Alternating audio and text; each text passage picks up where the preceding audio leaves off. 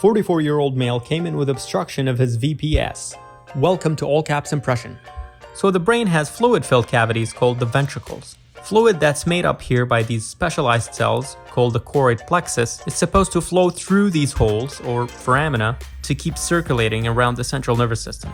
In this patient, one of these holes was blocked by a tumor, so fluid kept building up and caused swelling of the ventricles. So the patient had surgery to place a ventriculo-peritoneal shunt, which I'm just going to call a VPS. This is essentially a tube that goes from the ventricles to the peritoneum, which is in the abdominal cavity, to drain the extra fluid in the head. He initially did well, but then started having visual problems, behavioral problems. He got a CT and it looked like this. You can see that the lateral ventricles are dilated and there's this darker area over here. This is air inside the ventricle, and it is a side effect of having brain surgery because you expose the area to the outside world and some of the air sneaks in. The air was trapped inside because of an air bubble in the tubing of the VPS. So the patient had another surgery where the entire system was replaced. Nothing changed with his symptoms, and a repeat CT scan showed that the same thing happened again. You can see the air bubble here, the air in both ventricles, and the hydrocephalus. So he went back in for another surgery where they removed this VPS and placed yet another one, but this time in the occipital horn of the right ventricle. And this finally worked. You can see how the ventricles went down in size and the air is going away.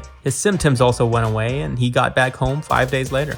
Obstruction by air can happen in a VPS. What this team did right is that when they saw that the air kept collecting in the same spot, they just changed the entry point of the VPS, and that's all that was needed to solve the problem.